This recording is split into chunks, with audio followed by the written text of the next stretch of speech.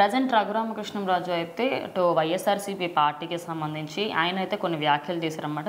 మీరు పులివెందులలో పోటీ చేసి అక్కడ గెలిచారు, గెలిచినప్పుడు మీరు యాజ్ ఎమ్మెల్యేగా మీరు ఒక్కరు గెలిచిన అసెంబ్లీకి రావాలి, మీరు మీకు ప్రశ్నించే హక్కు అయితే ఖచ్చితంగా ఉంటుంది. అట్లీస్ట్ ప్రశ్నించడానికి కాకపోయినా మీరు అక్కడ ఉన్నారు, మీరండి ఒక వ్యక్తి ఉన్నారని ఖచ్చితంగా రండి అని చెప్పేసి స్టార్టింగ్ నుంచి ఆయన దాని గురించి అడుగుతున్నారు. కానీ ఇప్పటికీ ఆయన రాకపోవడంతో ఎప్పుడో ప్రమాణ స్వీకారానికి నేను ఉన్నా, నా రాష్ట్రంలో నేను ఒకటి ఉన్నాను గుర్తు చేసి ఆ రోజు కూడా చేసి బయటకు వెళ్ళిపోయారనమాట. కానీ ఇప్పటికీ మళ్ళీ ఆయన అసెంబ్లీలో కనిపించలేదు. ప్రజెంట్ ఆయనకి కొంతమంది ఆయన పార్టీ వాళ్ళు అదేవిధంగా రఘురామకృష్ణ కొన్ని సలహాలు ఇచ్చారంటే అవి ఏంటి? సో ఖచ్చితంగా ఇప్పుడు రఘురామకృష్ణరాజు గారికి జగన్ గారిది ఒక బాండింగ్ అని చెప్పచ్చు. ఎందుకంటే ఒకప్పుడు పార్టీలో మంచి పొజిషన్లో ఉంటూ ఈయన పెట్టిన టార్చర్ వల్ల ఆయన బయటికి వెళ్ళిపోవడం జరిగింది. అప్పటి నుంచి కూడా ఆయన అంటే ఈయనకి ఖచ్చితంగా గిట్టదు.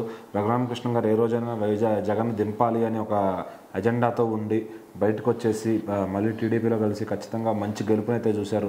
అట్లానే ఇప్పుడు జగన్ గారికి కూడా ఏదో ఉన్న ఫ్రెండ్షిప్తో ఒక సలహా అయితే ఇచ్చారనమాట. మీరు అసెంబ్లీకి పలానా ఒక రోజు వస్తే ఒక 2 రోజులు రెస్ట్ తీసుకుని మళ్ళీ ఇంకో రోజు రోజు రావడం మీకు ఇబ్బంది అయితే వచ్చి కనపడుతూ ఉండండి అని కూడా ఒక సలహాగా ఫ్రెండ్లీగా ఇస్తే అది కూడా ఆయన పాటించకుండా ఇటు రాకుండా పోయారనమాట. సో ఇప్పటికీ దగ్గర 60 రోజులు 60 డేస్ కూడా ఎక్కడ ఎంత లేడు. ఏదైనా శవయాత్రలకు అయితే వెళ్తున్నాడు కానీ అసెంబ్లీకి రావడానికి ఇతనికి ఏం నొప్పి అని చెప్పి అందరూ అడుగుతున్నారు.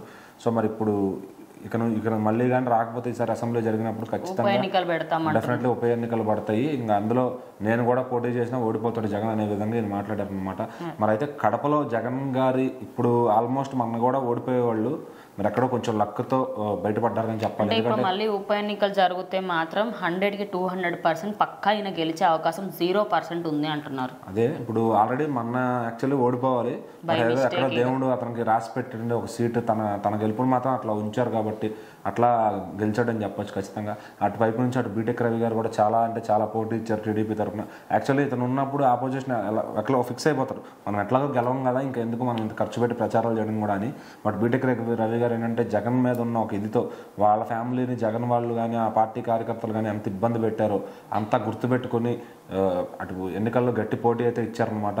సో అప్పుడు అర్థమైంది జగన్కి ఇక్కడ మనకు కూడా వ్యతిరేకత ఉంది ఇక్కడ అని చెప్పి. అంతకుముందు ఎంతసేపు యునానిమస్ అనే ఒక మాట పట్టుకొని తిరిగేవాళ్ళు అనమాట. తర్వాత ఏంటంటే ఆ లాస్ట్ టైం ఎలక్షన్తో గుణపాఠం అయితే తెలుసుకున్నాడు.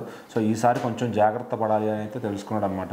సో ఇప్పుడు పరిస్థితి ఎలా ఉందంటే రఘురామకృష్ణరాజు గారు వచ్చి నిలబడినా కూడా జనం అతన్ని కాదని ఈయనకే ఓటేసే, జగన్ కాదని ఈయనకే ఓటేసే ఇదైతే కనపడుతుంది. సో అక్కడ జగన్కి పూర్తిగా వ్యతిరేకత అయితే మెల్లమెల్లగా పెరుగుతుందనే చెప్పాలి. ఎందుకంటే ఆ నియోజకవర్గాన్ని పట్టించుకోకపోవడం, అక్కడ రోడ్లు కూడా జనసేన వాళ్ళు వేయించారని కూడా ఈ మధ్యన చెప్పుకుంటున్నారు ఖచ్చితంగా.